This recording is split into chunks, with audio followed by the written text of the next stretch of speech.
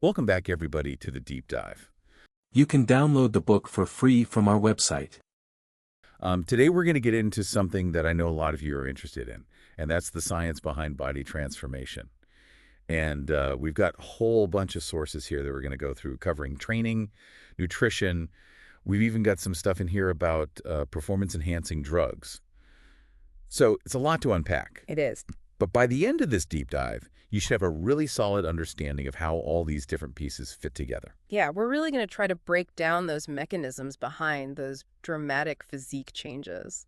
So before we jump into the nitty-gritty of everything, I kind of want to zoom out for a second and think about what are the main goals people have when they embark on a body transformation journey. You know, it's got to be more than just wanting to fit into a smaller pair of jeans, right? Right. And we see 5 main goals come up pretty consistently. Yeah. Strength gains, fat loss, performance improvements, you're just getting into better shape generally. And then kind of the holy grail of body transformation is body recomposition. Body recomposition. Yeah, which is really about changing your ratio of muscle to fat. It's like the ultimate makeover. Exactly. Yeah, where you're not just losing weight, you're actually changing your whole body composition. That's right. And it requires a very strategic approach if you want to really target that and really get that change. So let's talk strategy. You know, what are the key pillars we need to focus on for successful body transformation? There are 4 main pillars that we see over and over again. So that's strength training, which is really the basis of building muscle. Energy systems work, which can be anything from, your cardio to really boosting your metabolism. Nutrition, of course, to fuel all of those processes. And then the last one is supplementation, which can be a whole range of things, from very basic things like protein powder all the way to, as you mentioned, performance-enhancing drugs. All right, that gives us a good framework to work with here. So let's start with strength training. I'm curious, how does lifting weights actually translate into building muscle? What's happening at a cellular level? Well, it all boils down to this concept called microtrauma. So when you lift weights, you're actually creating these tiny little tears in your muscle fibers. Wait, so you're telling me that damaging my muscles is a good thing? That sounds a little counterintuitive. In a very controlled setting, yes. So those microscopic tears, they trigger muscle growth. And what happens is your body responds to that damage by repairing and rebuilding those muscle fibers. And they come back stronger and thicker than they were before. Okay, so it's kind of like we're breaking down a wall just to build it back up even stronger? Exactly. But how do we know we're causing the right amount of damage to actually build muscle? Is it just about going as heavy as possible?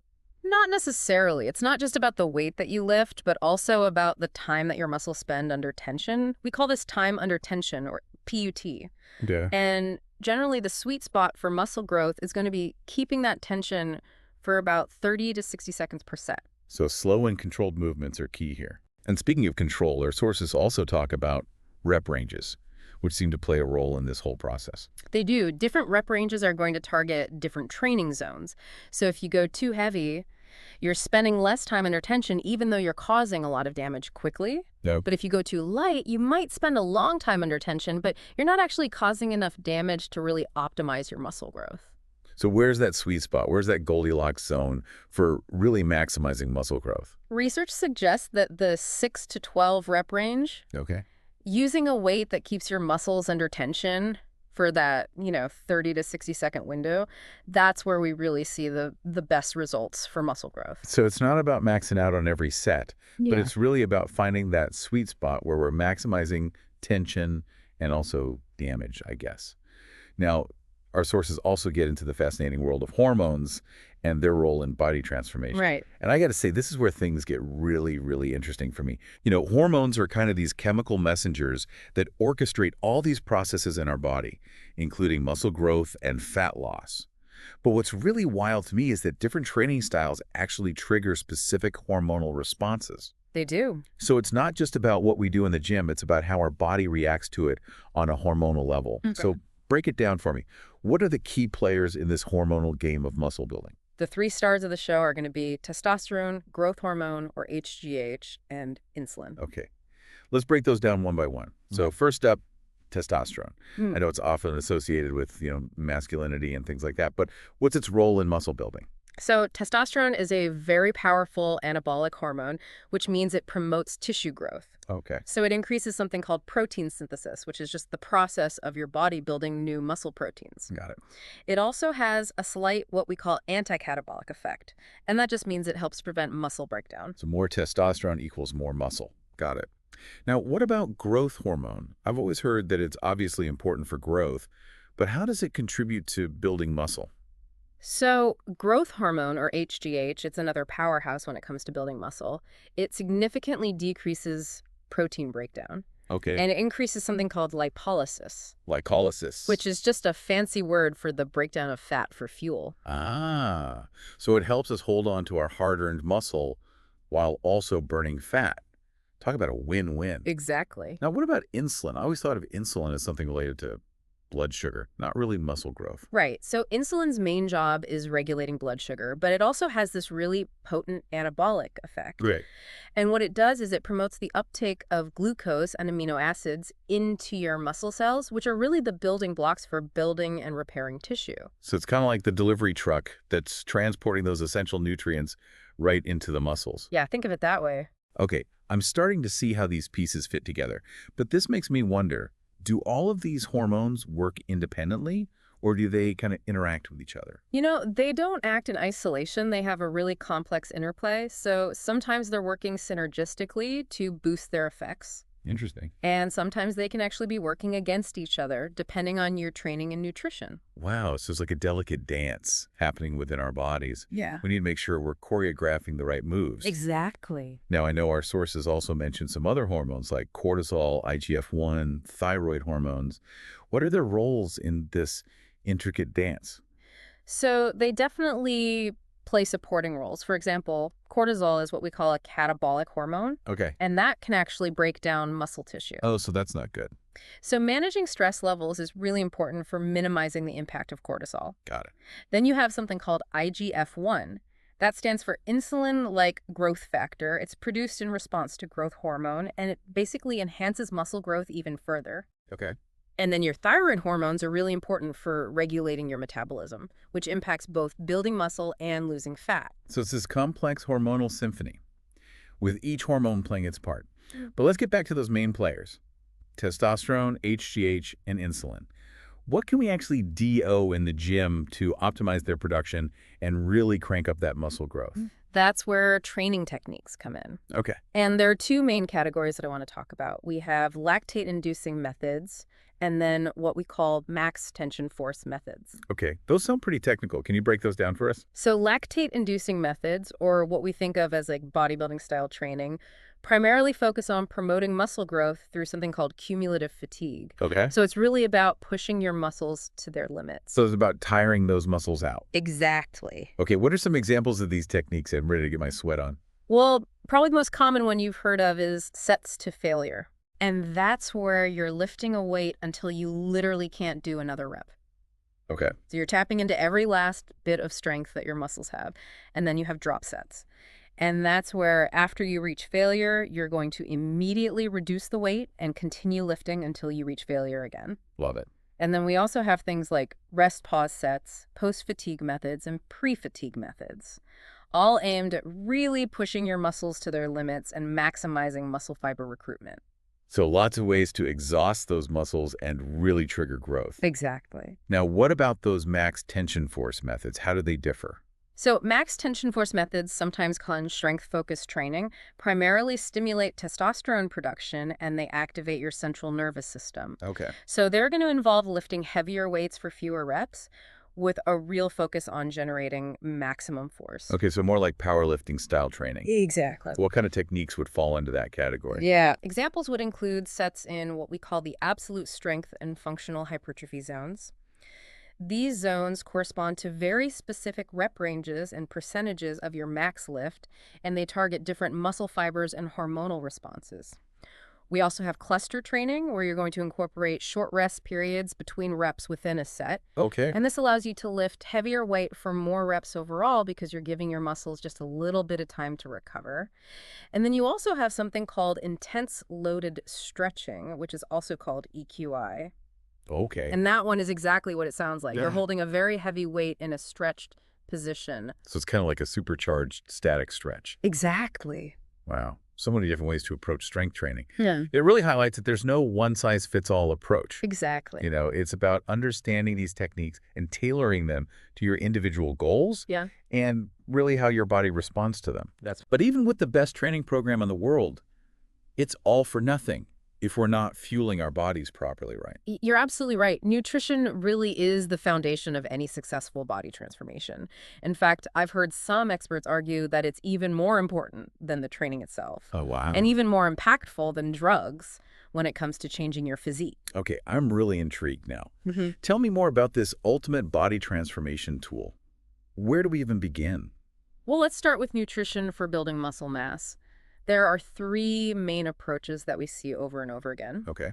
And those are the extreme bulk, the clean bulk, and then what we call the lean gain approach. All right, lay it on me. I'm ready to get schooled on nutrition. Okay, so first up is the extreme bulk. And just as the name suggests, the goal here is to consume as many calories as possible to fuel muscle growth, Okay. even if it means gaining some fat along the way. So it's kind of like a see food, eat food mentality. Pretty much. But this approach, while it might lead to some quick gains, it also can lead to a significant amount of fat gain, which you'll then need to work off later. So maybe not the most sustainable approach long term. Yeah, you're right. What about the clean bulk? The clean bulk is going to be very similar in that you're still increasing your calorie intake, Okay. but the focus is on consuming more nutrient-dense, whole foods that will support muscle growth without gaining a ton of fat. So it's like a more mindful approach to bulking. Yeah, Quality over quantity. exactly. What about that final approach, the lean gain? So the lean gain approach prioritizes staying relatively lean year-round. Okay. So you're going to keep your calories only slightly above maintenance, Okay. and the focus is on making every calorie count by choosing the highest quality nutrient-dense foods that will support muscle growth and minimize fat storage. This sounds like the most meticulous approach. It is. Requires a lot of discipline and planning. Yeah, but it's also the approach that will allow for that more gradual and sustainable muscle growth while minimizing fat gain. So I see how each approach kind of has its pros and cons. Right. And the best choice would depend on individual goals, preferences, lifestyle. Now, we talked about insulin earlier, and I know our sources really highlight how crucial it is for muscle growth. Yeah. So how does insulin play into these different nutrition strategies? So insulin's a powerful hormone, and it's highly anabolic, which means it promotes muscle growth, Okay. but it can also lead to fat storage if it's not managed properly. Oh, so it's like a double-edged sword. Exactly. Okay, so we need to make sure it's working for us, not against us. How do we do that? Well, that's where understanding your caloric needs and mastering macronutrient ratios comes in. Okay, let's dive into those topics. So Yep. first, how do we figure out our daily caloric needs? Is there a magic formula out there? There is. It's called the Harris-Benedict formula. Okay. And what it does is it helps us determine our basal metabolic rate, or BMR, and that's basically the number of calories our body burns at rest. Interesting. So we have this baseline for how many calories we burn just by existing.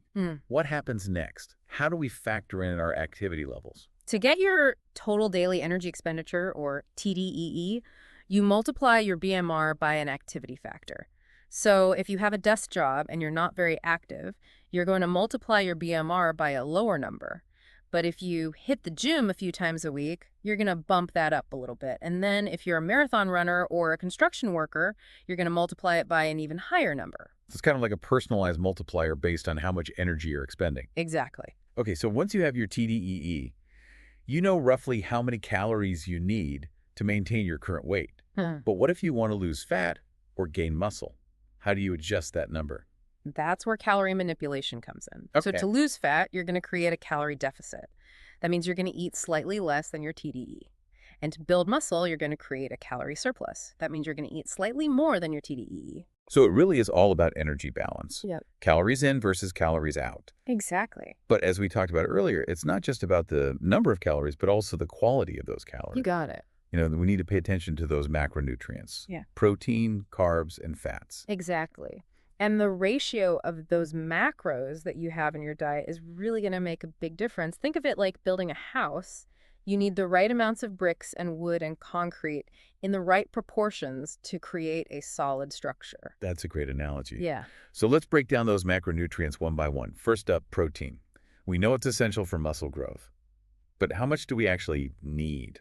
Well, you'll often hear the recommendation of 1 gram of protein per pound of body weight. Okay. So if you weigh 150 pounds, you'd aim for around 150 grams of protein per day. Okay. But that's a good starting point. It's not set in stone. Okay. It can vary based on your training intensity, your age, even your genetics. So it's a guideline, not a hard and fast rule. Okay. Now, what about carbs? They often get demonized, especially in the weight loss world.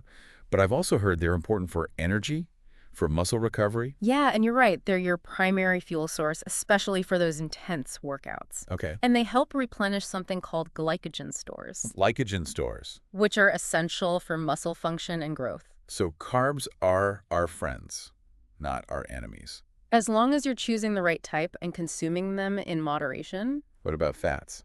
Fats are crucial for hormone production, cell function, overall health.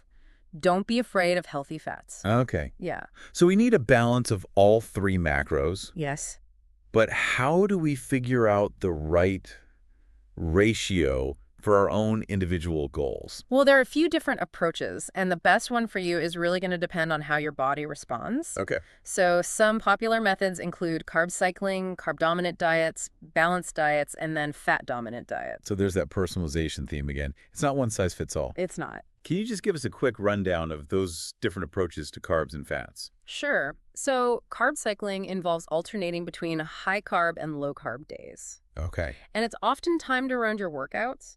This helps to optimize muscle growth and fat loss by strategically manipulating your carb intake. Got it. Carb-dominant diets are really going to prioritize carbs as your primary energy source, while fat-dominant diets are going to prioritize fats. And then balanced diets are really aiming for a more even distribution Okay. of all three. So I'm starting to see how all of these dietary strategies tie back to those different bulking approaches we talked about earlier. They do. Whether you're going for an extreme bulk, a clean bulk, or a lean gain, you need to adjust your calorie intake and your macro ratios accordingly. That's right. It's all about finding the right combination that fuels your workouts, supports muscle growth, and aligns with your overall body composition goals. Okay, so we've covered strength training and nutrition. But there's another key pillar of body transformation we haven't talked about yet in depth, and that's cardio. What role does cardio play in all of this? So cardio is crucial for your cardiovascular health, of course. It burns calories, it boosts your metabolism.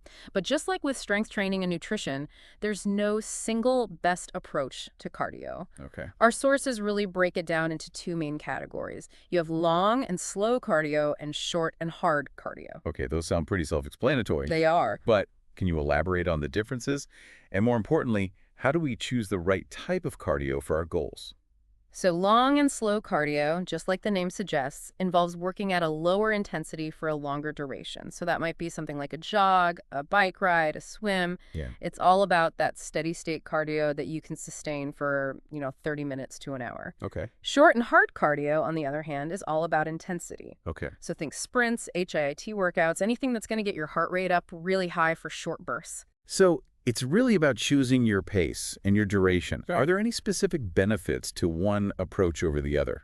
So both types of cardio can be effective for burning calories and improving cardiovascular health. Okay. But long and slow cardio is primarily going to burn fat directly, Okay. whereas short and hard cardio is going to have a greater impact on your metabolism, Okay. meaning you continue to burn calories even after your workout is done. Oh, interesting. So it's not just about the calories burned during the workout, but there's that afterburn effect. So how do we decide which approach is best? A lot of it is going to come down to personal preference and your fitness level. Okay. So if you enjoy a good hour-long jog and you have the time for it, long and slow cardio is going to be very effective. Okay. But if you're pressed for time or you just find long cardio boring, those short, hard intervals might be a better fit for you. Got it. Makes sense. It's all about finding what works best for your lifestyle and your preferences. Are there any other factors we should consider when choosing a cardio approach? Yeah, definitely. Your diet and your training program play a role. If you're on a very low-calorie diet, you might want to avoid a ton of high-intensity cardio Correct. because that can lead to muscle loss.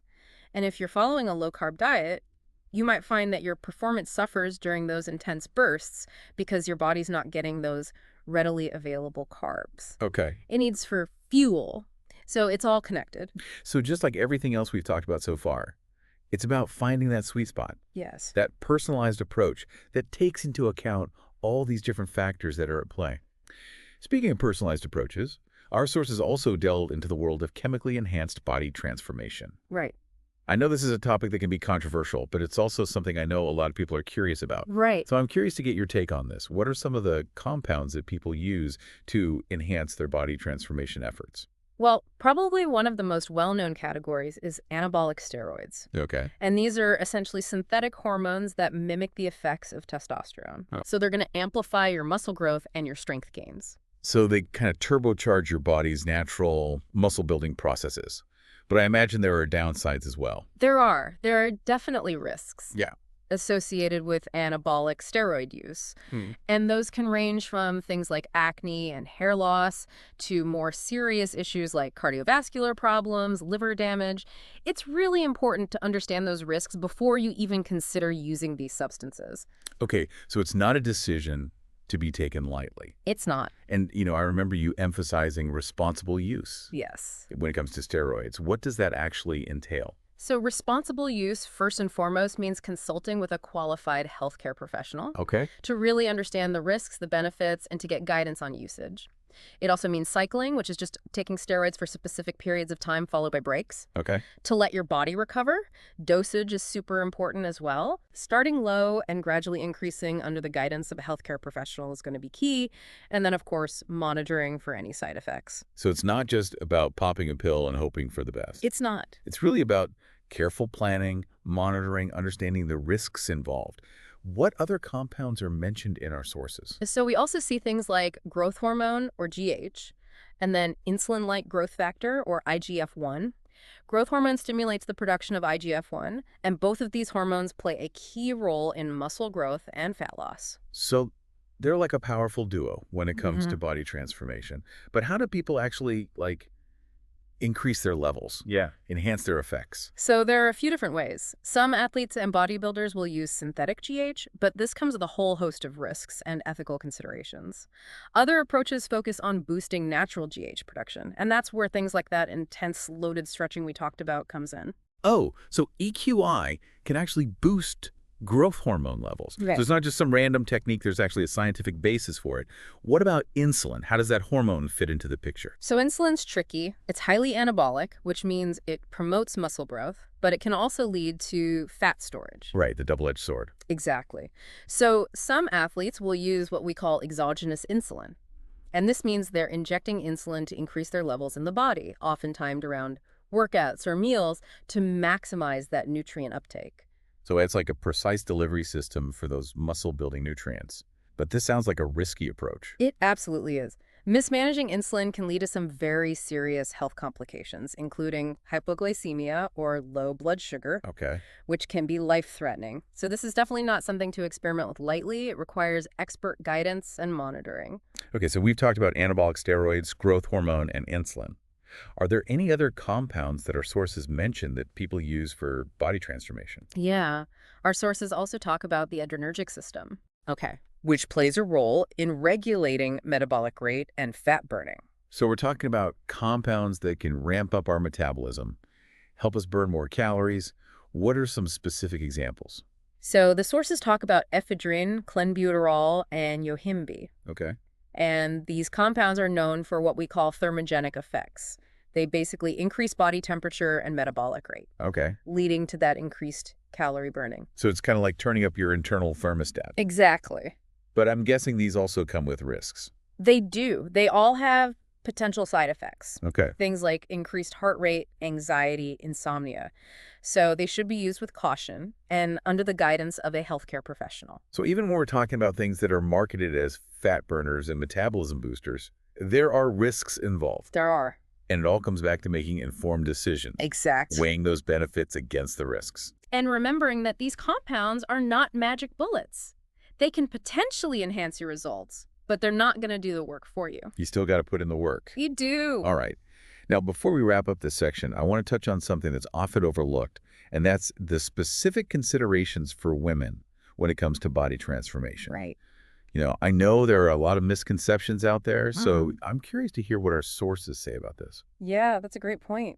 women face their own unique challenges, and it's definitely important to address those. So what are some of the key things women need to know as they're kind of embarking on these body transformation journeys? Well, one of the biggest misconceptions is that lifting weights is going to make women bulky. Right. And that's simply not true. Okay. Women have significantly lower levels of testosterone than men, Okay. which means their muscle building potential is also lower. They can absolutely lift heavy weights and build strength and muscle without getting bulky. I love that message. Ladies, don't be afraid to lift heavy. You're not going to turn into the Hulk overnight. No. What are some of the other benefits of strength training for women beyond just aesthetics? Well, it can do wonders for their health and well-being. Yeah. So it can increase bone density, which is crucial for preventing osteoporosis as women age. It can boost your metabolism, which can help with weight management. Okay. And it can improve overall strength and functional fitness. So many benefits. Yeah. Now, what about the use of anabolic steroids and other performance-enhancing drugs among women? Are there any specific considerations or potential risks they should be aware of? So just like with men, women need to be incredibly cautious. Those risks are real, and they can actually be amplified for women because of hormonal differences. So some of the potential side effects that women might experience can include masculinizing effects, things like deepening of the voice, Oh, wow. hair growth. You could have menstrual irregularities, fertility issues. Okay, so those are definitely serious considerations women need to weigh before even thinking about using those substances. Are there any specific anabolics that are commonly used by women? So some women will use things like primobolan, Anavar, Winstrol. Okay. These are often chosen because they have what we call lower androgenic properties and a good potential for lean muscle gains. Okay.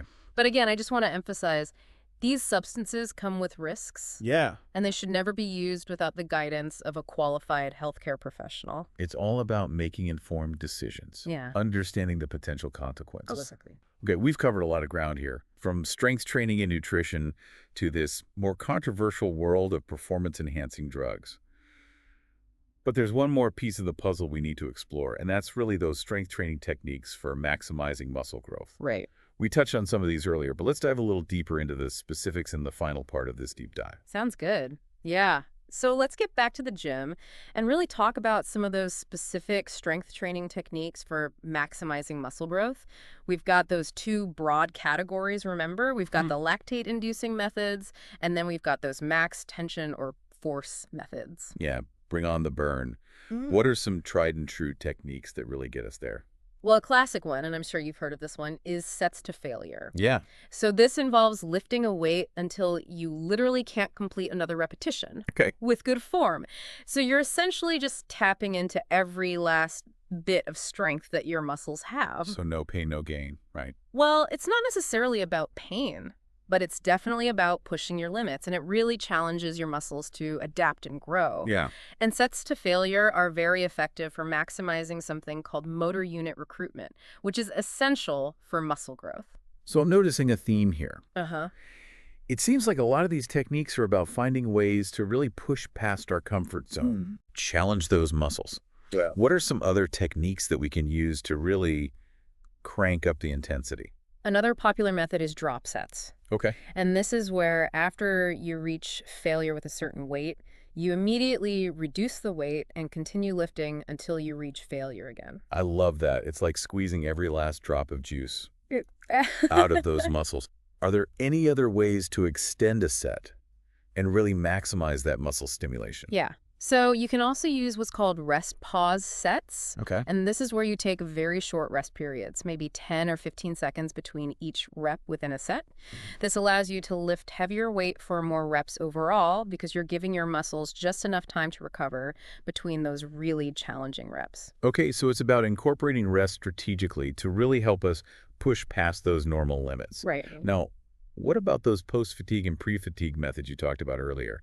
Those sound pretty intriguing. Yeah, so post-fatigue is basically where you're going to add an isolation exercise for a specific muscle group after a compound exercise. Okay. That works the same muscle group. So, for example, you might do a set of bench presses, which is a compound movement that works your chest, triceps, and shoulders, followed immediately by a set of dumbbell flies, which is an isolation exercise that targets your chest muscles. So it's like completely frying a specific muscle after it's already been worked. That's right. In a bigger movement. And then pre-fatigue is basically the reverse of that. Okay. So you're doing the isolation exercise before the compound exercise. And this can help to pre-exhaust that target muscle and make sure it's fully stimulated during that heavier compound lift. So you're kind of setting the stage for those bigger lifts. Exactly. Now, I've also heard about something called burn reps. Oh, yeah. What are those all about? So burn reps involve continuing an exercise with partial reps after you've reached failure with full range of motion reps. So let's say you're doing barbell curls. You're curling the weight all the way up, all the way down until you can't lift it anymore. Yep. But instead of stopping there, you would continue doing half reps or even quarter reps just to squeeze out those last few contractions. So it's about taking those muscles to the absolute limit, even when they're screaming for mercy. Exactly. No muscle left behind. What about something called the isodynamic contrast method? That sounded pretty technical. Yeah, so this technique involves varying your rep speed within a set. So you might do an explosive rep, and then a controlled rep, and then a slow rep, and just continue alternating between those different speeds. Right. And this helps you target both your fast twitch and slow twitch muscle fibers, giving you a more comprehensive growth stimulus. It's like a multi-pronged attack on those muscles, hitting them from every angle. Yeah. Now, what about double contraction training? So double contraction training is all about really emphasizing both the eccentric and the concentric phases of a movement. Yep. So you're going to perform a partial rep from the stretched position of an exercise, hold that contraction at the point of maximum tension for a second or two, and then complete the rep. So for example, with a squat, you might go all the way down to the bottom position, pause there for a second or two, and then stand up explosively. Interesting. So it's not just about moving the weight. It's about really feeling that tension. Absolutely. All right. So we've covered a lot of ground with those lactate-inducing methods. We have. Now let's switch gears and talk about those max tension force methods. Okay. Which, if I remember correctly, are all about lifting heavy. That's right. These are the ones that really focus on generating that maximum force. Okay. And really stimulating those anabolic hormones we talked about earlier. So testosterone. Exactly. All right. So let's get into the heavy lifting. What are some of the key techniques that we can use here? Well, one approach is simply performing sets in what we call the absolute strength and functional hypertrophy zones. Okay. Remember those rep ranges and percentages? Yeah, I do. Can you remind us? Yeah, so the absolute strength zone was typically 3 to 5 reps at 87–90% of your 1 rep max. And then the functional hypertrophy zone was 6–8 reps at 80–85% of your 1 rep max. That's right. Okay, so it's all about choosing the right weight and the right rep range to really target those muscle fibers and trigger those hormonal responses. Exactly. But unlike those lactate-inducing methods, you don't necessarily have to go to failure with these, do you? No, you don't. That heavy weight itself provides a sufficient stimulus. Okay. You're really focusing on quality over quantity with these. So lifting heavy but smart. Exactly. What about cluster training? I think we touched on that earlier. How does that work? Yeah, so cluster training, also sometimes called rest pause training, it's a really great way to lift heavier weights for more reps overall. Yeah. And that involves incorporating those short rest periods, maybe 10–20 seconds, between each rep in a set. So if you're doing a set of, let's say, 5 heavy squats, instead of doing all 5 reps back to back, you might do 1 rep, rest 15 seconds, do another rep, rest again, and so on. This allows you to maintain better form and lift heavier because you're giving your muscles a little bit of a break. Makes sense. It's like strategically breaking down a heavy set into more manageable chunks. Exactly. Now, you also mentioned that intense loaded stretching, or EQI. Right. Can you remind us of the benefits of that unique technique? So EQI involves holding a heavy weight in a stretched position. So you're essentially combining the benefits of heavy lifting and static stretching. So it targets the elastic components of your muscles and tendons, which can improve your flexibility, help prevent injuries, and boost growth hormone production. Wow. So flexibility, injury prevention, hormonal benefits all in one. That's right. Wow, we have covered a lot of ground in this deep dive. We have. From the fundamentals of muscle growth and fat loss, to the intricacies of training, nutrition, even the world of performance-enhancing drugs. It's been quite a journey. Yeah, we've really gone deep into this multifaceted world of body transformation. And I think one of the biggest takeaways is that there's no one-size-fits-all approach. Absolutely not. It really is a personal journey. And it's about finding what works best for your body, your goals, your lifestyle. It really is about understanding the principles and experimenting and finding what works for you and something that you can sustain long term. So given everything that we've learned, what aspect of body transformation really resonates most with you? And what one small change can you make, maybe even today, to start your journey or take your current routine to that next level? You know, that's a great question to reflect on. And remember, the power of knowledge is immense. And you now have the tools to make those informed decisions about your body transformation goals. So go out there, experiment, learn, and most importantly, enjoy the process of becoming the best version of yourself. Until next time, keep diving deep. All right, so we're back and ready to dive into part 3 of this deep dive. We've talked a lot about different strength training techniques. We have? But we didn't get a chance to really break down the specifics, so I thought this would be a good place to start. Yeah, absolutely. We kind of left off talking about those techniques for maximizing muscle growth. Right. And there are a lot of different ways to approach it, as we were talking about. So let's break it down into those 2 categories that you mentioned earlier. Okay, so we've got the lactate-inducing methods Okay. and then the max tension force methods. All right, so first up, lactate-inducing methods. Give us a quick recap of what those are all about. So these are the methods that are going to push your muscles to their absolute limits. Okay. You're going to create that burn that signals muscle fatigue, and that's what's going to trigger growth. All right, so bring on the burn. What are some techniques we can use to really achieve that? Well, one of the most classic techniques is sets to failure. And I know we've talked about this before, but it's worth reiterating. This involves lifting a weight until you literally cannot do another repetition. Okay. And you want to make sure you're using good form, of course. Right. But you're essentially tapping into every last bit of strength that those muscles have. So no pain, no gain. It's not necessarily about pain. It's really about pushing your limits and making sure that those muscles are challenged to adapt and grow. And sets to failure are really good at maximizing something called motor unit recruitment, Okay. which is essential for muscle growth. So again, I'm noticing a theme here. A lot of these techniques are about finding ways to push past our comfort zone, Right. really challenge those muscles.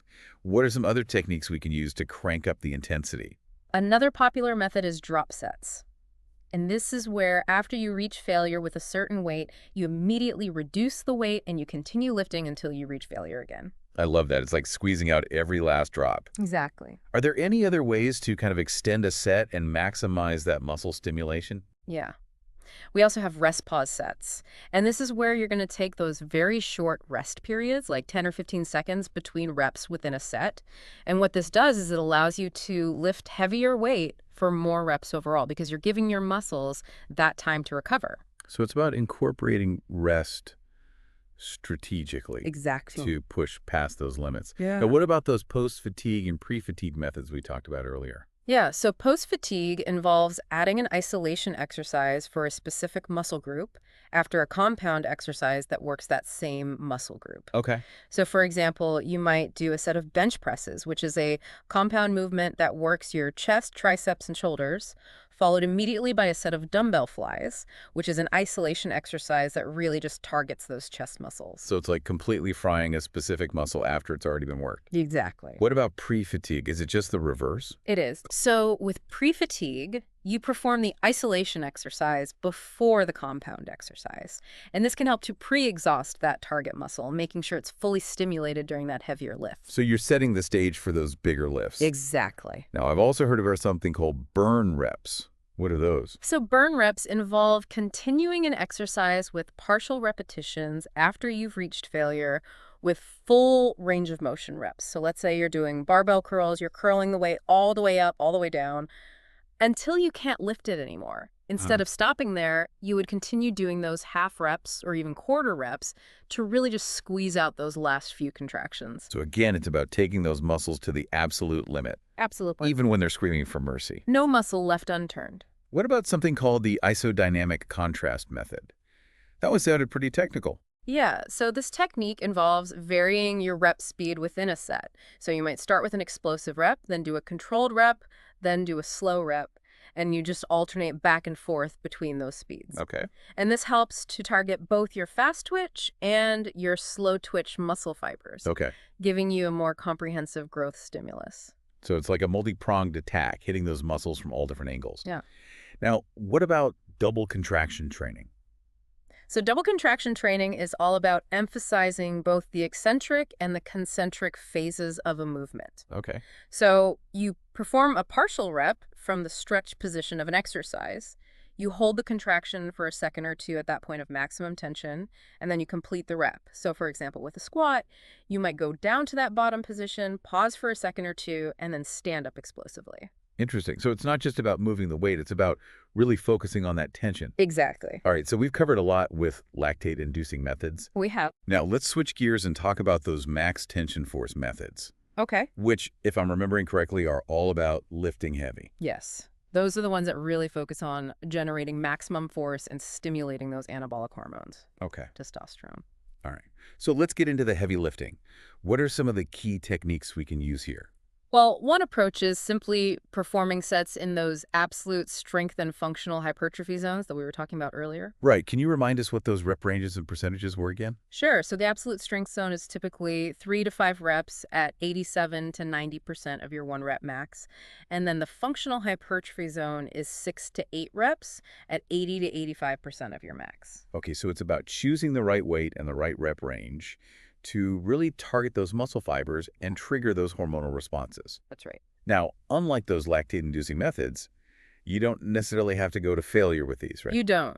That heavy weight itself provides enough of a stimulus for growth. So you're really focusing on quality over quantity here. So lifting heavy but smart. Exactly. What about cluster training? How does that work? So cluster training, also sometimes called rest pause training, is a great way to lift heavier weights for more reps overall. And it involves incorporating those short rest periods like we've talked about, maybe 10 to 20 seconds Okay. between reps in a set. So let's say you're doing a set of 5 heavy squats. Instead of doing all 5 back to back, you might do 1 rep, rest 15 seconds, do another rep, rest again, and so on. This allows you to maintain better form and lift heavier weight because you're giving those muscles a little bit of a break. Okay, so you're strategically breaking down that heavy set Yes. into more manageable chunks. Right. Now, you also mentioned that intense loaded stretching, EQI. Yes. Remind us again of the benefits of that. So EQI involves holding a heavy weight in a stretched position. So you're combining the benefits of heavy lifting and static stretching. It targets those elastic components of your muscles and tendons, which can improve flexibility, help prevent injuries, and you get that boost in growth hormone. So flexibility, injury prevention, hormonal benefits all in one. Wow, we really have covered a lot of ground in this deep dive. We have, from those basic fundamentals of muscle growth and fat loss to all the intricacies of training and nutrition. We even touched on the world of performance-enhancing drugs. And, it's been quite a journey uncovering all that science behind building that leaner, stronger physique. It has. And I think one of the biggest takeaways for me is just how much personalization plays a role. It does. There's really no one-size-fits-all approach. There isn't. It's about finding what works for your body, your goals, your lifestyle. Absolutely. It's about understanding the principles, experimenting with those different approaches, and finding that path that you can stick with for the long haul. So with all that we've learned today, what aspect of body transformation really resonated with you? And what's one small change that you can make, maybe even today, to start your journey or take your current routine to that next level? That's a great question for everyone listening to really think about. You've got the power of knowledge now. You've got all these tools in your toolbox to make informed decisions about your body and your goals. So go out there, experiment, learn, and most importantly, enjoy the process. Until next time, keep diving deep. You can download the book for free from our website.